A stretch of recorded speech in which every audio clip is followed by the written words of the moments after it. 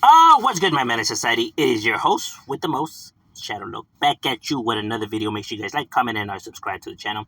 It's absolutely free. That is how you help my channel get into the algorithm. Highly appreciate if you go ahead and do that. Don't cost a damn thing. Join the madness. Now, there was this picture, going around about an ICE agent pointing his firearm at reporters and um, protesters. And that's the photo right there, as you can see, captured. Now, is the photo real or is it fake? Who knows? Who knows? Who knows?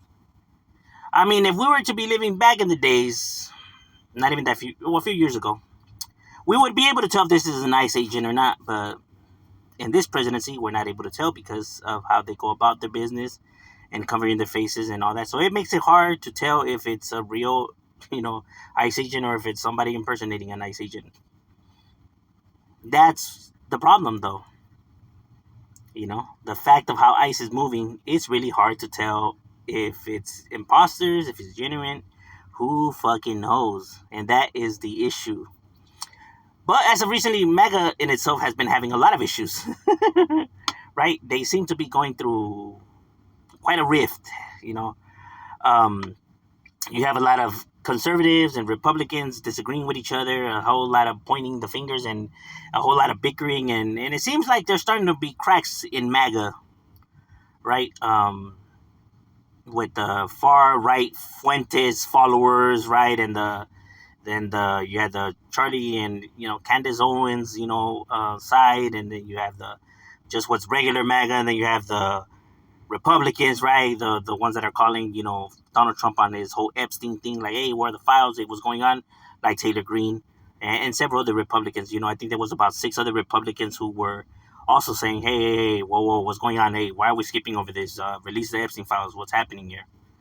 And actually critiquing Trump, which is rare that it happens, right? That the right actually comes and critiques Trump, right? And we know that this is happening because of the blue wave that just happened, right?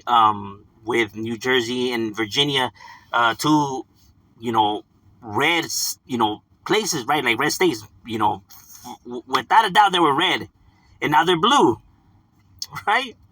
And then with the whole New York thing, and so clearly we can see that what the Republicans were pitching and what Donald Trump was pitching, it's not working. It's actually doing the opposite, right? Because you have even states now flipping. You know what I mean? So obviously, what he's saying and what people are feeling is two different things. You have a lot of people. You have a lot of right side supporters who are feeling the struggles because of the snaps, because of the tariffs, because of all the moves that Trump is making. That they are now panicking, because they see that they're losing money constantly, and the money's running low, and they're, hey, Trump, what's going on? I thought you said you were gonna do this and that and this and that to help us out, but we're over here fucking dying, you know. And now people could say good for them. Why did they vote for him? Why did they listen to him? They should have already known. That's what they get. Um, and yeah, I get it if you want to be like petty about the matters, right?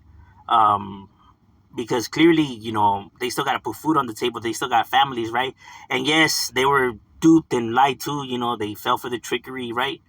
Um, but it's not so much that they, like, let's say even like Trump, right? Some people were actually pushed to vote for the right because the left was doing such a horrible job, like Biden's presidency, right? A lot of people felt some type of way, and I don't blame them, right?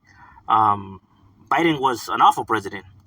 And that's probably one of the main reasons why Kamala lost, right? She was his vice president. And as a matter of fact, when they asked her what would she do different, she actually said she wouldn't do nothing different, which was the problem. People didn't like, his Biden's presidency. And now she's saying she's not going to do nothing different. It's like, then why vote for her? You know what I mean? Um, so they probably didn't like neither pick, but they threw the dice and rolled with Trump, um, because people just wanted to see some type of change, right? Any kind of change. They just didn't realize it was going to come they didn't realize that Trump was going to come so petty and so vindictive this time, right? Because clearly this presidency is far worse than his first presidency. The man is running loose out here, right? Oh, and keep in mind, I'm not a Democrat nor a liberal. I'm not a Republican, not a conservative. The reason I mentioned this is because whenever I critique Trump's presidency, people for some strange reason have come onto my channel and start talking shit about Biden and the left. Like, yeah, good, fuck them. I don't like them either, bro. Like, I don't know why is it when I critique Trump, people want to talk shit about Biden and Kamala. Like, I don't like them either. I don't like Gavin Newsom. I don't like the left, right? But I'm not a fan of the right either, right? And I don't like Trump either. It's like, well, who do you prefer, Trump or Biden? That's like saying, what do you prefer, shit or shit? Fuck, I'm not gonna pick neither. You know what I'm saying? Nor Kamala. Kamala had a lot of faults, but the whole point is that I'm not a fan of neither side, right? Because that's always what the right tends to do whenever somebody critiques or I'm asking questions like, "Hey, what's going on with this and that?" They start, insulting the left. Like if, you know, that's the same thing that Charlie Clerk had, right? When he went to go debate students in Cambridge.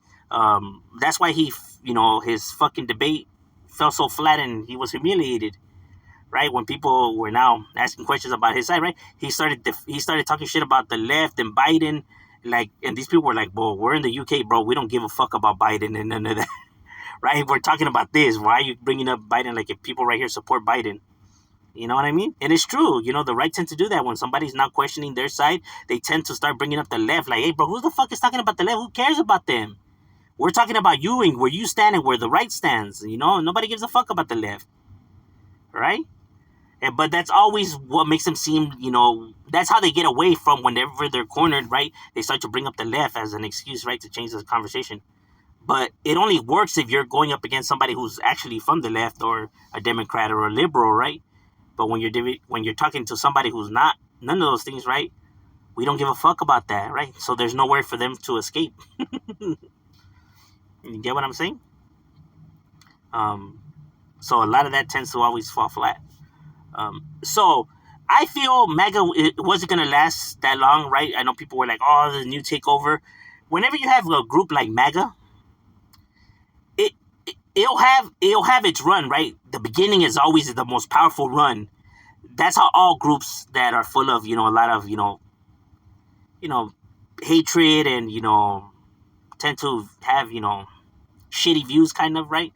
Like racism and immigration and discrimination and sexist and feminist and they tend to be like fascist. You have they're always gonna start strong until the cracks start to show, because with those type of behaviors, it's only a matter of time before they start turning on each other, right? That side tends to be fueled with paranoia and anger problems, right? So it's only a matter of time before people now start, turning on each other and start disagreeing, because you just cannot, you just can't keep a group like that around for that long. It always happens, always happens. They always start to turn on each other and it starts to destroy each other from the inside out.